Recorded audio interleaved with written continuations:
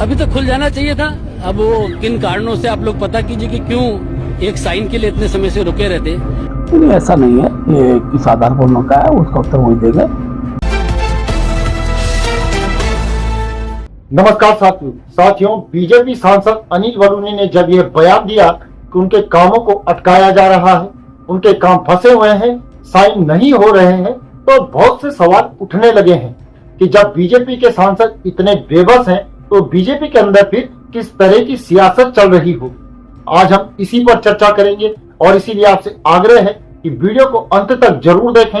पसंद आए तो लाइक और शेयर करें और हमारे चैनल को सब्सक्राइब अवश्य कर लें। साथियों, जब सांसद अनिल बलूनी ने यह बयान दिया तब ऐसा लग रहा था कि बीजेपी खुद को अनुशासित पार्टी कहती है तो सांसद की कही हुई बात आई और गई हो जाएगी, लेकिन ऐसा लगता नहीं है कि ऐसा होने वाला है। अब ऐसा क्यों है, इस सवाल के उत्तर को समझने के लिए आप बीजेपी के प्रदेश अध्यक्ष महेंद्र भट्ट के बयान पर गौर कीजिएगा। जब मीडिया ने बीजेपी के प्रदेश अध्यक्ष महेंद्र भट्ट से अनिल बलूनी के बयान पर उनकी प्रतिक्रिया को जानना चाहा तो उन्होंने बहुत ही छोटा सा उत्तर दिया।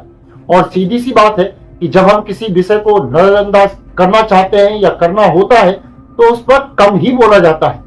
अब महेंद्र भट्ट बीजेपी के प्रदेश अध्यक्ष हैं तो उनका जवाब समूची उत्तराखंड बीजेपी का जवाब माना जाएगा।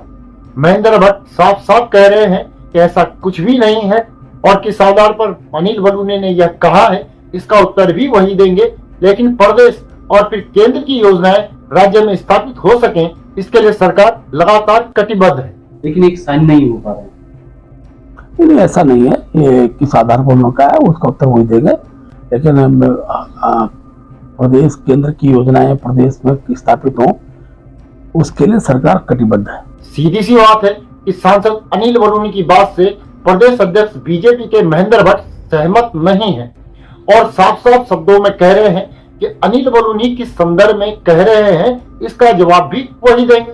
और साथ ही महेंद्र भट्ट सरकार को उत्तराखंड में केंद्र और राज्य की योजनाओं को लागू करने के लिए कटिबद्ध भी बता रहे हैं। और साथियों, अगर आपने अनिल बलूनी का बयान गौर से सुना है तो आपने यह गौर जरूर किया होगा कि उनकी आवाज में एक बेबसी है, निराशा है और एक असहायतापन दिख रहा है। देखिए, बड़ी मुसीबत से और बहुत मुश्किलों के साथ हम लोग जाते हैं भारत सरकार में। विदेश मंत्री जी के आगे हम लोगों ने मतलब बिल्कुल हाथ जोड़ के और किस गढ़वाल के लिए एक दूसरा पासपोर्ट ऑफिस लाए। अभी तो खुल जाना चाहिए था। अब वो किन कारणों से आप लोग पता कीजिए कि क्यों एक साइन के लिए इतने समय से रुके रहते।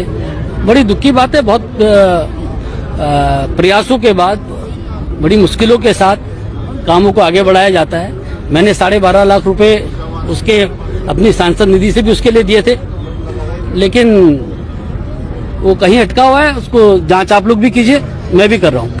अनिल बलूनी का यह बयान कोई साधारण बयान नहीं है, इसीलिए सवाल ये उठ जाता है कि क्या उत्तराखंड में बीजेपी के भीतर कोई गंभीर तनाव चल रहा है, कोई गुटबाजी चल रही है।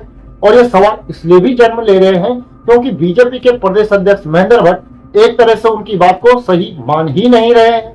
अब अनिल बलूनी के इस बयान के बाद यह तो साफ तौर पर लग रहा है और ऐसे में अब अनिल बलूनी को ही ये मालूम नहीं है कि पासपोर्ट का ऑफिस कहाँ अटक गया है, कोटद्वार में वह धरातल पर क्यों नहीं उतर पा रहा है। तो इससे आप यह अंदाजा लगाइए कि डबल इंजन या फिर ट्रिपल इंजन की सरकार उसकी जो स्थितियां हैं वो क्या है। अनिल बलूनी ने भले ही कोई नाम नहीं लिया है, लेकिन उन्होंने किसकी तरफ ये इशारा किया है वो समझने वाले समझ ही चुके होंगे। यानी कि भारतीय जनता पार्टी के भीतर गुटबाजी का ये जो संघर्ष चल रहा है ये उसकी एक नई तस्वीर है। तो क्या भारतीय जनता पार्टी के भीतर आने वाले दिनों में ऐसा कुछ होगा जिससे कि एक घमासान छिड़ जाएगा? इस पर आप क्या सोचते हैं कमेंट करके जरूर बताइएगा। वीडियो को लाइक कीजिए, शेयर कीजिए और हमारे चैनल को सब्सक्राइब जरूर कर लीजिए। अभी के लिए इतना ही। अगली वीडियो में जल्दी पुनः मुलाकात होगी। तब तक के लिए नमस्कार।